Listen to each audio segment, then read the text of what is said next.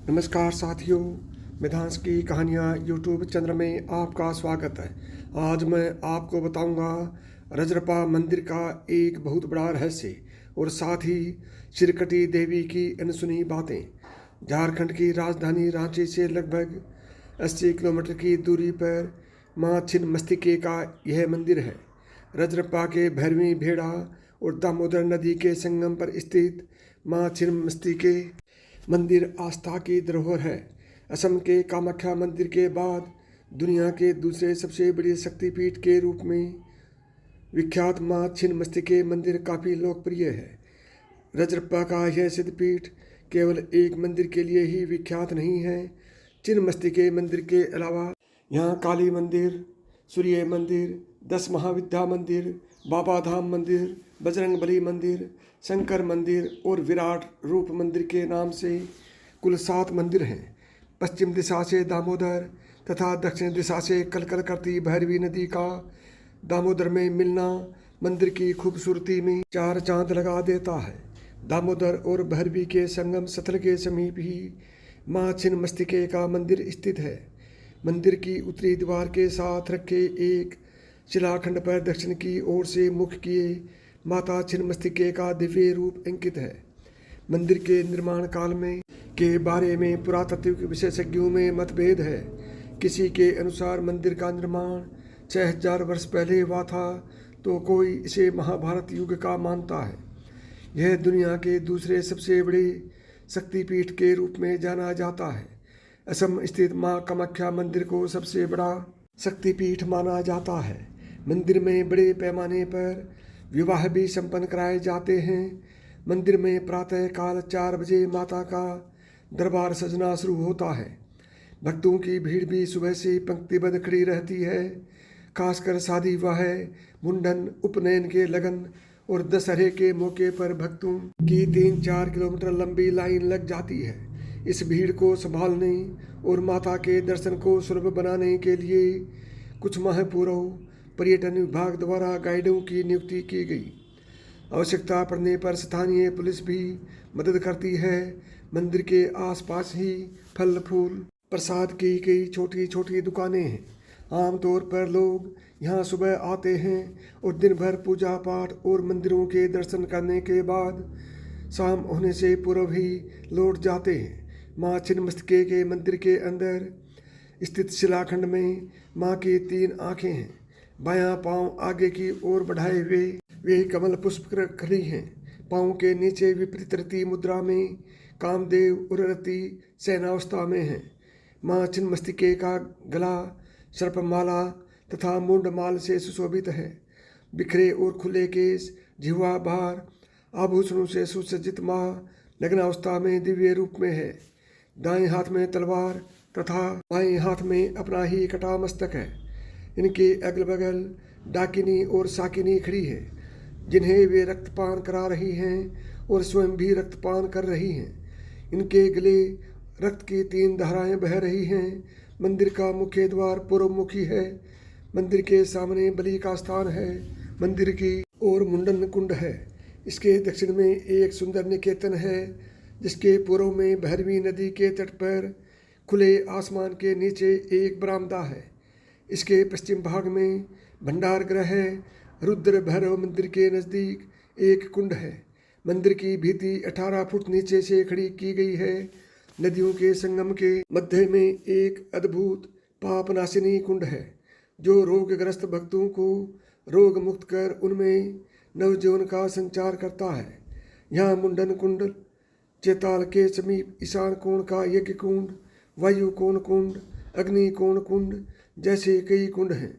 दामोदर के द्वार पर एक सीढ़ी है। इसका निर्माण 22 मई 1972 को संपन्न हुआ था। इसे तांत्रिक घाट कहा जाता है, जो 20 फुट चौड़ा तथा 208 फुट लंबा है। यहाँ से भक्त दामोदर में स्नान कर मंदिर में जा सकते हैं। दामोदर और भैरवी नदी का संगम स्थल भी अत्यंत मनोहारी है।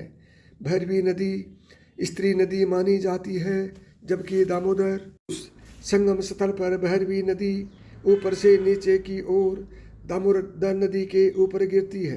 कहा जाता है कि जहाँ भैरवी नदी दामोदर में गिरकर मिलती है, उस स्थल की गहराई अब तक किसी को पता नहीं है।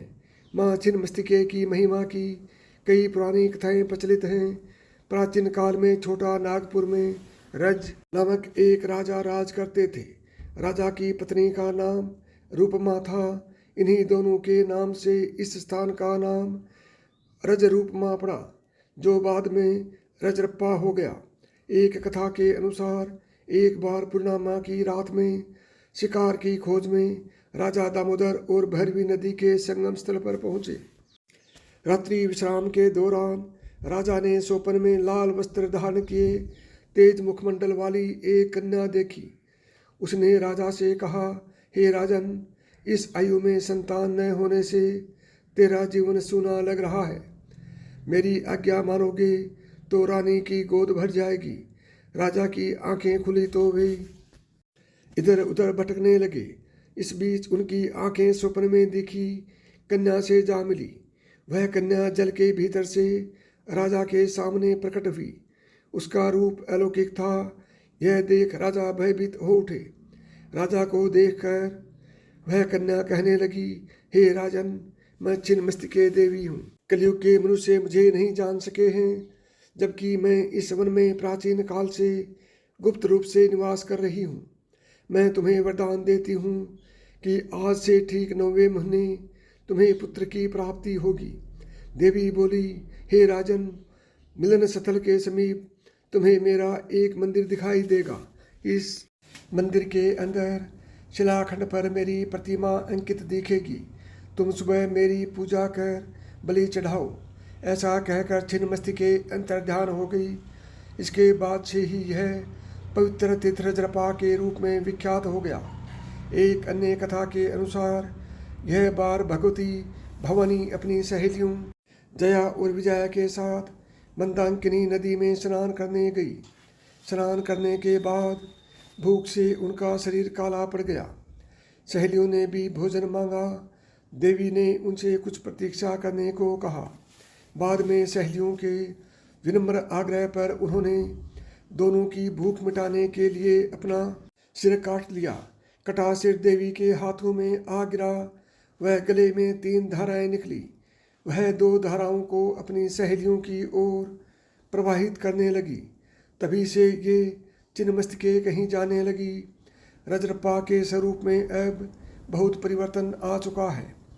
तीर्थ स्थल के अलावा यह पर्यटन स्थल के रूप में भी विकसित हो चुका है। आदिवासियों के लिए यह त्रिवेणी है। मकर संक्रांति के मौके पर लाखों श्रद्धालु, आदिवासी और राम भक्त और भक्तजन यहाँ स्नान व चौड़ाल प्रवाहित करने तथा चरण स्पर्श करने के लिए आते हैं। अब यह पर्यटन स्थल का मुख्य केंद्र है। कैसे पहुँचे? झारखंड की राजधानी रांची से लगभग 80 किलोमीटर की दूरी पर माँ छिन्नमस्तिके मंदिर के निकट ठहरने के लिए उत्तम व्यवस्था है। मंदिर तक जाने के लिए पक्की सड़क है। यह पर्यटन स्थल का मुख्य केंद्र है। सुबह से शाम तक मंदिर पहुंचने के लिए बस, टैक्सियां एवं ट्रैक्टर उपलब्ध हैं। साथियों, यदि आपको ये कहानी पसंद आई हो तो मिधांस की कहानियाँ यूट्यूब चैनल को सब्सक्राइब करें। नमस्कार दोस्तों, जय माँ छिन्नमस्तिके।